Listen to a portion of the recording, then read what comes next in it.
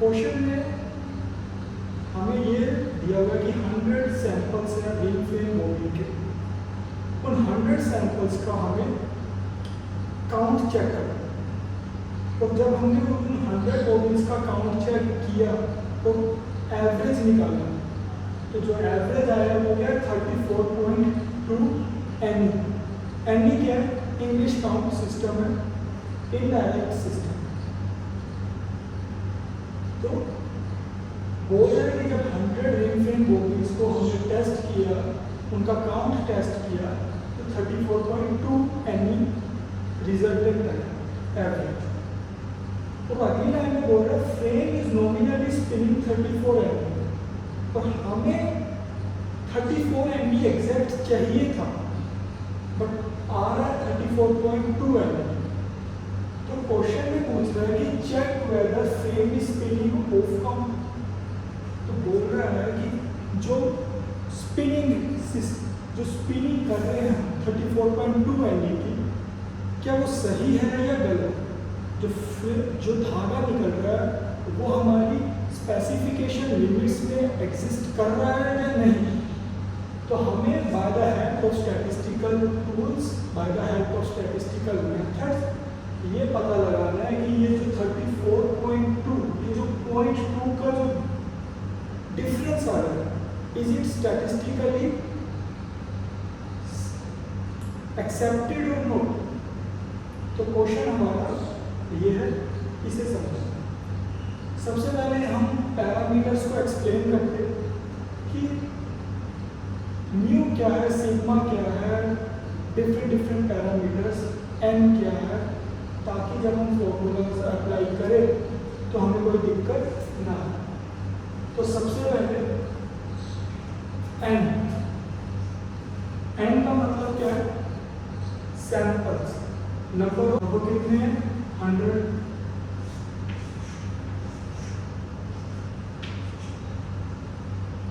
उसके बाद आगे बोला है mean is found to be 34.2। एक सैंपल का, एक 100 सैंपल का मीन निकाला और उसका एवरेज जो काउंट आया वो क्या है? 34.2। तो जो 34.2 आया है ये क्या है? x बार। ठीक है। उसके बाद म्यू क्या है? 34। ये क्या बोला? Frame is nominally spinning 34 any, मतलब फ्रेम को एग्जैक्टली 34 एनी बनाना था। तो जो पॉपुलेशन का जो मीन है वो कितना होना चाहिए? 34 एनी। तो जो म्यू है वो क्या है? ठीक है। उसके बाद हमें दिया हुआ है पॉपुलेशन स्टैंडर्ड डेविएशन। अब पॉपुलेशन स्टैंडर्ड डेविएशन को हम डिनोट करते हैं सिग्मा से। सिग्मा पॉपुलेशन, और वो कितना? 0.62। ठीक है। तो ये सारी चीजें हमें गिवन थी। उसके बाद अब हम ये क्या, हमारा जो नेक्स्ट स्टेप वो ये है कि हमें ये पता लगाना है कि इसके अंदर कौन सा टेस्ट लगाना है। Z टेस्ट और T टेस्ट के अंदर हमें सबसे पहले देखना क्या है? Standard deviation. क्या स्टैंडर्ड डेविएशन नोन है या अननोन?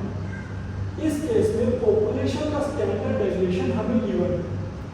तो अगर पॉपुलेशन का स्टैंडर्ड डेविएशन किसी प्रॉब्लम में गिवन हो तो हम बिना देखे Z टेस्ट लगा देंगे, चाहे सैंपल साइज कितना भी। ठीक है। तो इस केस में standard population standard deviation known था,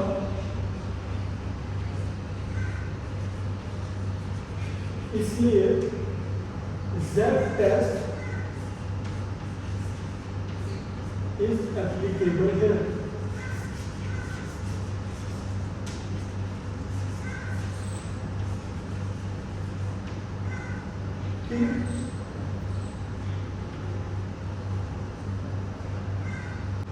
the second thing is the confidence interval.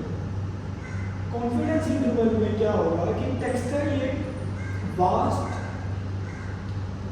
Area है जहाँ पे मतलब वेरिएशंस होने के चांसेस बहुत ज़्यादा है, तो इसलिए हम टेक्सटाइल में 95% कॉन्फिडेंस इंटरवल को लेते हैं। इसका मतलब क्या है कि 5% हम एरर एक्सेप्ट कर लेंगे अपने प्रोडक्ट में, but 95% out of 100 95 products should be correct manufacture, whereas 5% error is accepted. तो 95% कॉन्फिडेंस इंटरवल है और इसको हम क्या लिख सकते हैं 5% लेवल।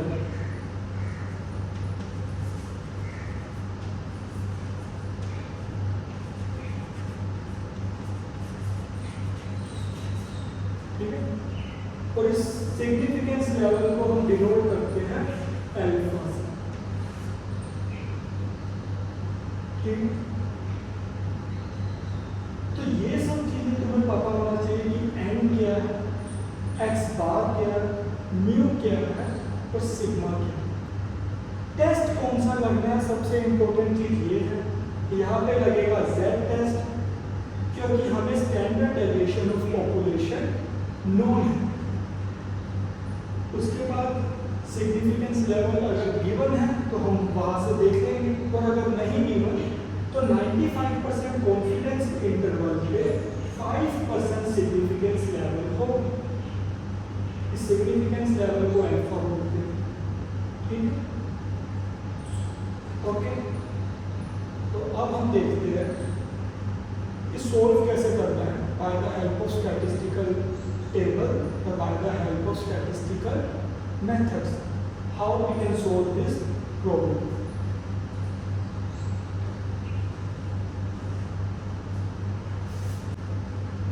तो अब हम क्या करेंगे, सबसे पहले ग्राफ बनाएं, जहां पर भी पॉसिबल हो ग्राफ बनाएं। इसके कोई मार्क्स नहीं मिल रहे किसी को, बट तुम्हें सोचने में इजी हो कि प्रॉब्लम क्या है और क्या सॉल्व करना चाहते हैं। तो सबसे पहले हम नॉर्मल डिस्ट्रीब्यूशन ग्राफ बनाएंगे। नॉर्मल डिस्ट्रीब्यूशन ग्राफ कैसा होता है,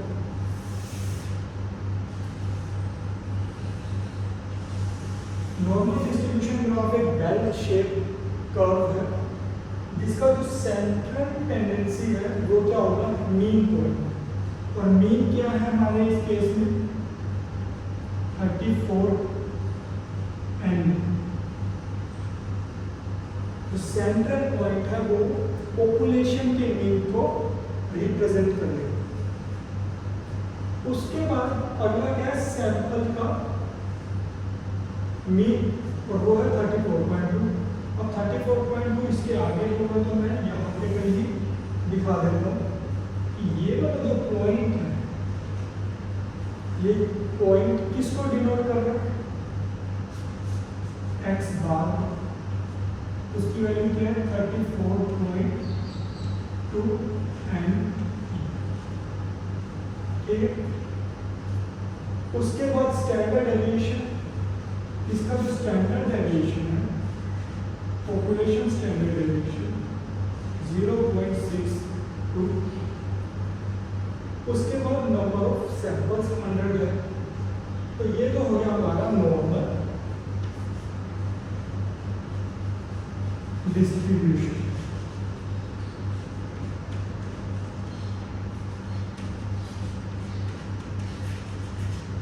तो हमें क्या निकालना है, हमें ये निकालना है कि weather 34.2 any 34.2 ME is coming inside the range or outside the range। तो inside the range और outside the range कैसे पता करें, तो हम पहले एक रेंज निकाल लेंगे, एक क्रिटिकल रेंज, और उसके बाद कंपेयर करके देखेंगे इस x बार की वैल्यू को कि वेदर दिस x बार की वैल्यू इज कमिंग इनसाइड और आउटसाइड दैट क्रिटिकल रेंज। ठीक है। तो सबसे पहले हम वो रेंज निकालें कैसे, तो उस रेंज को निकालने के लिए हमें ये पता होना चाहिए कि ये नॉर्मल डिस्ट्रीब्यूशन कर्व है। हम इस नॉर्मल डिस्ट्रीब्यूशन कर्व को कन्वर्ट करेंगे स्टैंडर्ड नॉर्मल डिस्ट्रीब्यूशन कर्व में। तो कन्वर्ट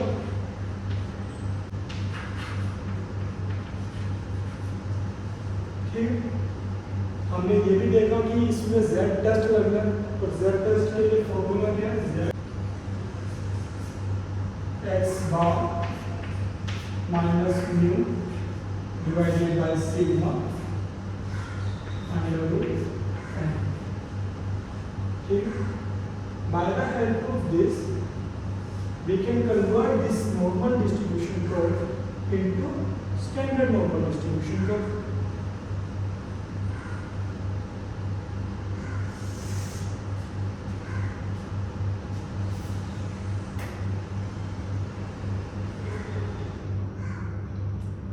तो सबसे पहले इसमें वैल्यू पुट करेंगे। x बार की वैल्यू है 34.2, म्यू की वैल्यू है 34, सिग्मा की वैल्यू है 0.62 और अंडर रूट n है। तो जब मैं इसको सोल्व करूंगा तो z की 2, ठीक है, तो ये वैल्यू क्या आएगी 3.2। स्टैंडर्ड नॉर्मल डिस्ट्रीब्यूशन कर्व में ये जो पॉइंट होता है ये 0 होता है,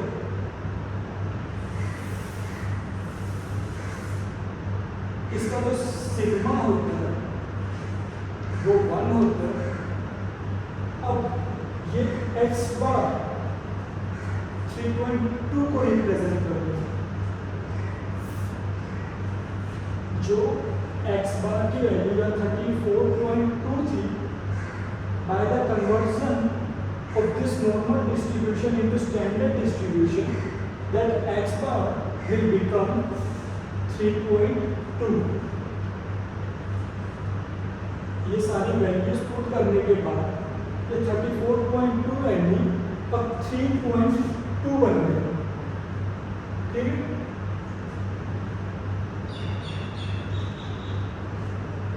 तो इस 3.2 को हम क्या बोलेंगे, कैलकुलेटेड z वैल्यू।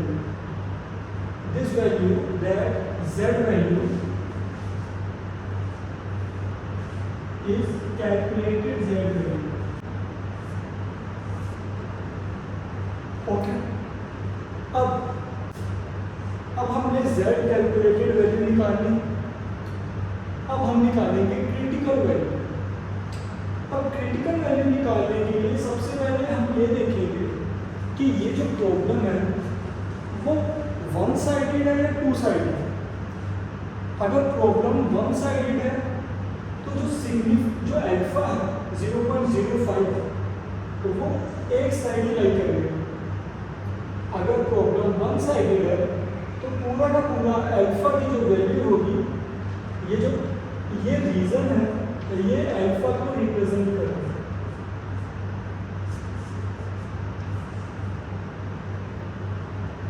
लेकिन अगर वन साइडेड होगा तो ये पूरा का पूरा 0.05 होगा अगर प्रॉब्लम वन साइडेड है।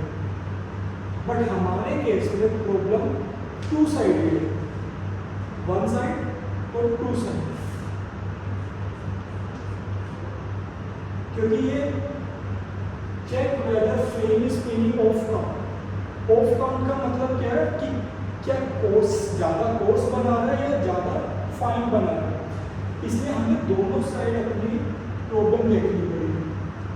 तो उस केस में ये 0.05 दोनों साइड इक्वली डिस्ट्रीब्यूट होगा और ये 0.05 डिवाइड बाय 2 हो जाएगा।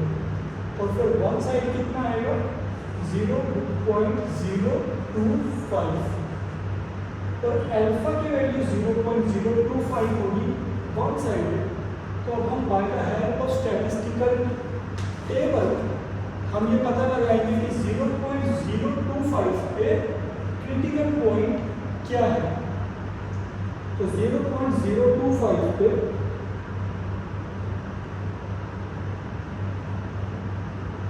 1.96 इसकी वैल्यू है, तो 1.96 का ही यहाँ लाई करेगा।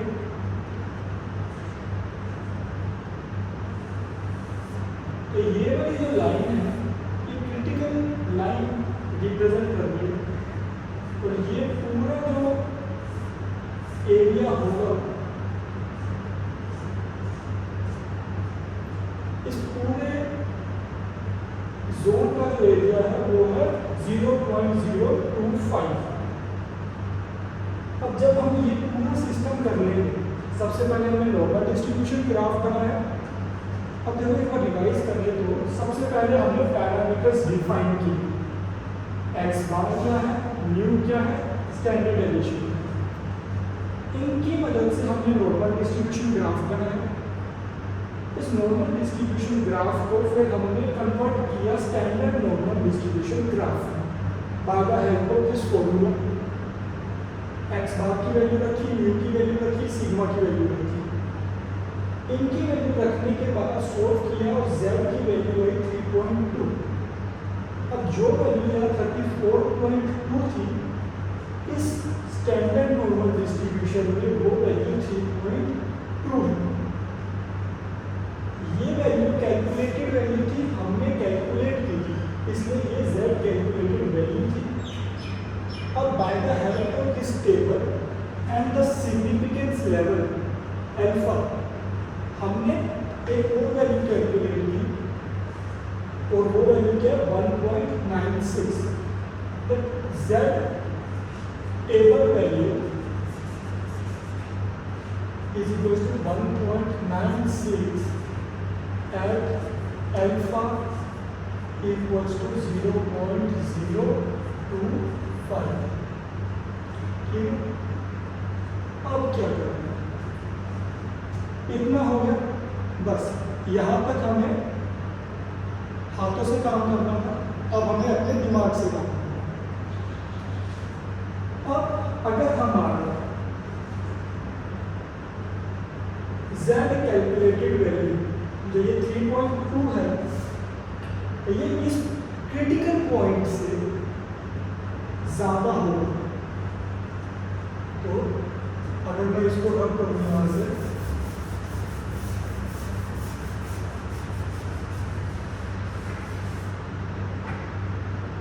if z critical value, if z critical, ये वाली जो वैल्यू है ये क्या है, z critical, if z critical is less than z stable, अगर if z critical is less than z table, अगर ये क्रिटिकल वैल्यू छोटी है कैलकुलेटेड वैल्यू से, तब क्या होगा, हमारा जो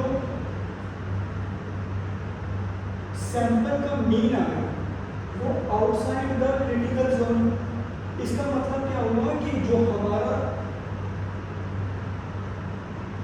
फ्रेम है वो ऑफ काउंट बना रहा है, समझो। अब यहाँ तक सब हो गया। इसके बाद क्या है कि क्रिटिकल वैल्यू इज 1.96। अगर क्रिटिकल वैल्यू 1.96 है, इसका मतलब क्या है कि ये लास्ट पॉइंट, ये 1.96 वाला ये लास्ट पॉइंट है। इसके बाद अगर कुछ भी होगा तो वो हमारे एक्सेप्टेंस जोन के बाहर होगा। ये वाला जो जोन है, ये जो जोन है इसको बोलते हैं एक्सेप्टेंस जोन।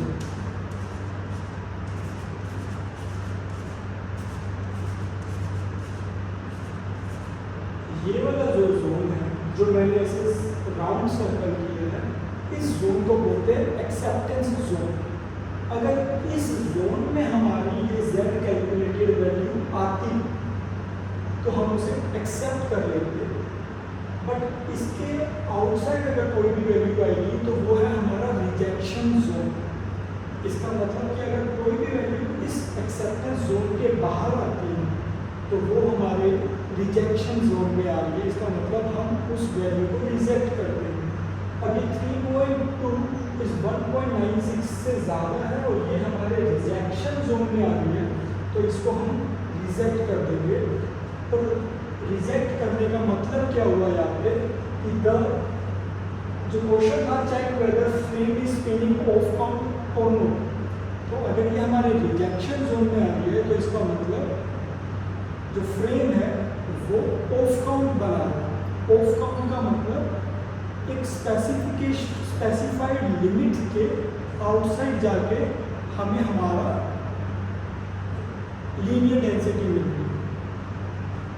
तो इसलिए ये जो 34.2 ME है ये आउटसाइड का स्पेसिफाइड लिमिट्स है, तो ये जो फ्रेम है फ्रेम इज स्पिनिंग ऑफ। तो कमेंट क्या होगा इसमें, तो फ्रेम इज स्पिनिंग ऑफ।